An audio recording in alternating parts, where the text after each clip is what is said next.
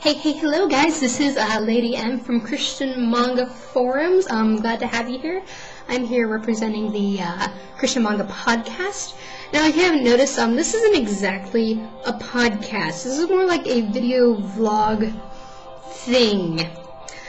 Yeah, there's a reason for that. I would like to sincerely apologize. Last time we tried to record, I was having some major technical difficulties. Yeah, it was bad. For which case, you can entirely blame, this fella. I don't know if you can see it. Where's my webcam? There he is. You get the point. It's entirely my webcam's fault and not mine. Or you could blame me. Whatever. But either way, we weren't able to record, so instead we decided to do something a little bit different. We decided to do different reviews in the form of videos. Now, I was assigned with the task of doing a book review, of which case I thought I could do a review on Disciples Are Made and Not Born, or Forgotten God, or Crazy Love, or even Radical by David Platt.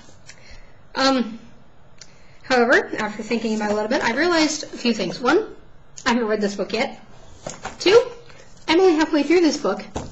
And three, these two books I've already done reviews for in written form in the book club thread, of which you can find a link for in the doobly-doo. So instead I decided to do a review on something else.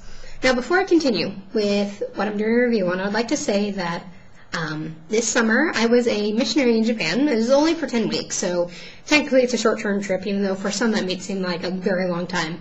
But I lived in Japan and I was witnessing to college students. I'm very big on missions to Asia. I think Asians are awesome. I mean, that's part of the reason why I'm here. So it's something very important. So when my friend earlier this week came up to me and said, "Hey, would you like to see a movie showing with Asian Bible Fellowship about the 1040 window and the church in Asia?" And I was like, yes, please. That would be awesome. So I went to the movie showing.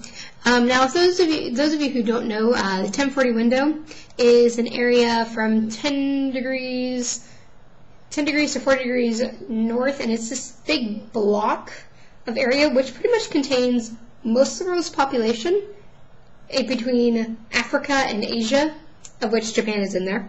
And it contains, like, most of the world's population in this box, and it also contains majority of the world's lost, like the most unreached people that are around. And it also contains, like, the highest poverty rates ever. So, 1040 window, finding out a church about this. And what this movie did was really cool. It was this American guy. I think he was an American guy. He had a pretty American accent. But he went around to different countries and just pretty much saw what the church was doing. He went to Korea, to China, to Indonesia, to Taiwan, Hong Kong, all these other really cool places. And it was so encouraging. Like, okay, it's a documentary. I'll say that. Simple documentary, nothing, I don't know, fancy about it. Everything's true. And it was really cool to see the way they presented this. It almost makes me wish that in some ways the churches in America were like this, because these countries are so on fire for God, and it's incredible to see. Like, I was able to see through this movie, which, by the way, I will put a link for in the doobly-doo. It's called 1040. The church in Korea. Okay, so I'm just going to start off with Korea and then just kind of work my way down south. Korea, he talked about how, or rather showed clips about how the church in Korea is growing, how they're sending missionaries, how they'll have, like, services at 4 a.m. I mean, there's someone on CM that could actually tell us a little bit about it, I'm sure, but it was really incredible to see all this footage from it. There was this one youth group thing that started out like 8 and went on until past midnight, and they were seriously just worshiping the whole time.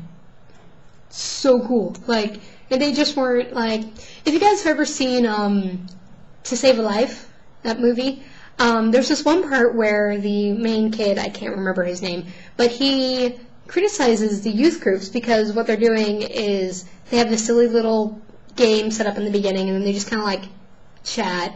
And seriously, the game is, like, they have 4 boys gather up, and then they get a sock and they put it over the can, and they have to drink through a sock. Ugh. But anyway, the boy makes a point to say, like, what are you guys doing here? You're drinking soda out of a sock.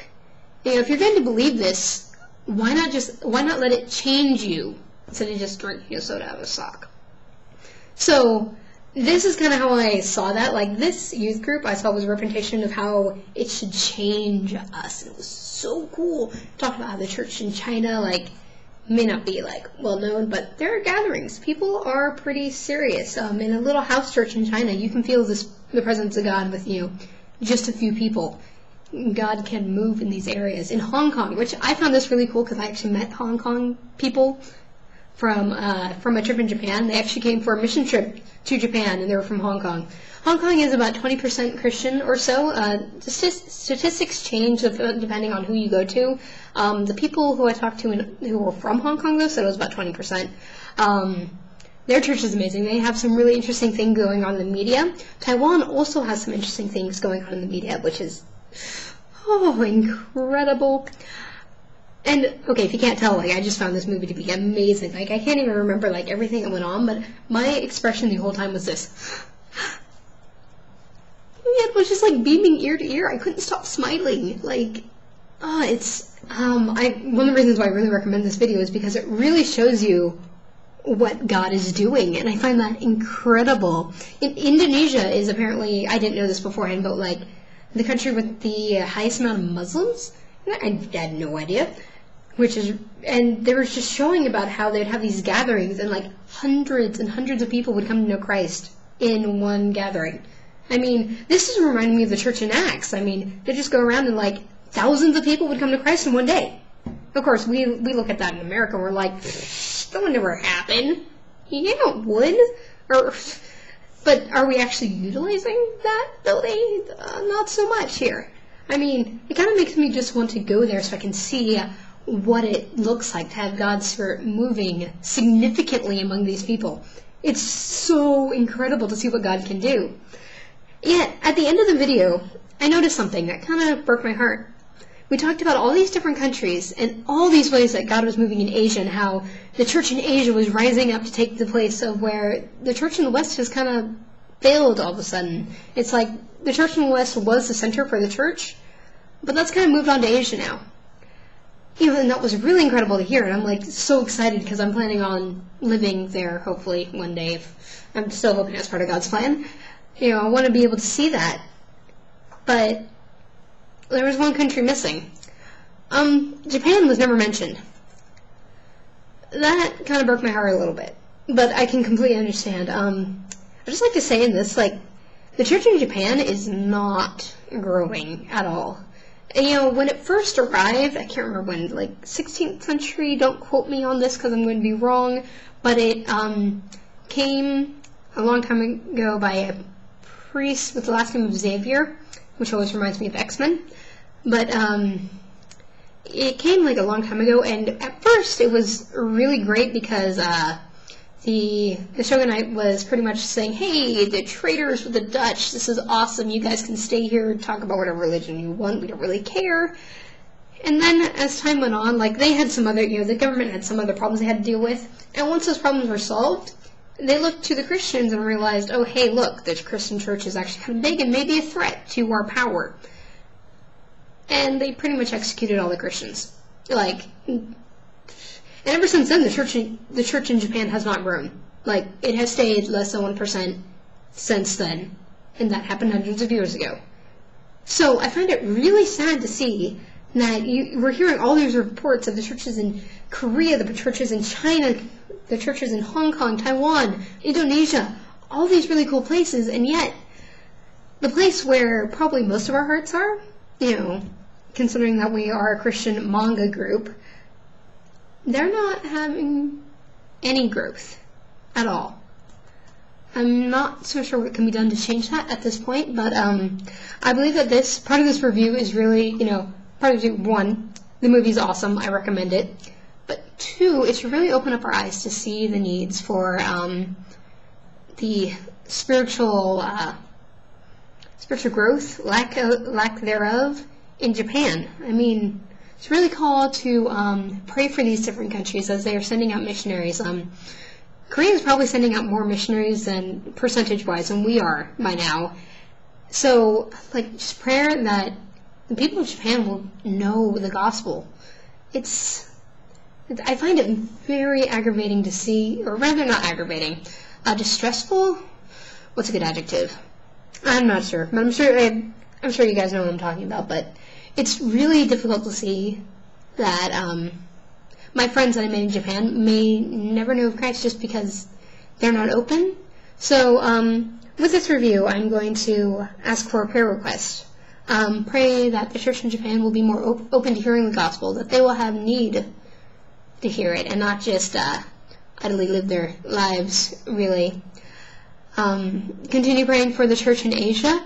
I'm going to put a link for the movie in the doobly-doo because it is awesome, and I really think you guys all should see it because it's so encouraging. And it's really awesome to see, and I can't wait to see what God's going to be doing in Asia because it's going to be awesome. Like, it's going to rock.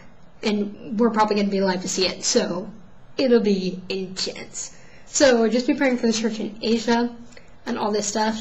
I know this is kind of an odd review, but yeah, I'm really excited. This gives me a really, really awesome idea of what's going to be happening in the future, and I can't wait to see it. If you guys aren't familiar with Christian manga, we are a group who does forum stuff. We draw, we talk about Japanese stuff. Again, link in the doobly-doo. I encourage you to check it out. And yeah, if you have any questions, comments, or anything, please leave a comment or leave a video response. Maybe I can do this whole talking with people during video thing. This is really my first video on YouTube, so I really want to see how these comment things can go. But yeah, I would like to see if any of you guys have any comments, questions, concerns, prayer requests, etc. for this whole topic about the church in Asia. The Lady Dove and Cena Jack will be posting their own videos shortly. I believe Lady Dove is doing a review on another video, and Cena Jack is doing one on a manga. So please be looking forward to that, and I will be hearing from you later. Alright, later guys, bye!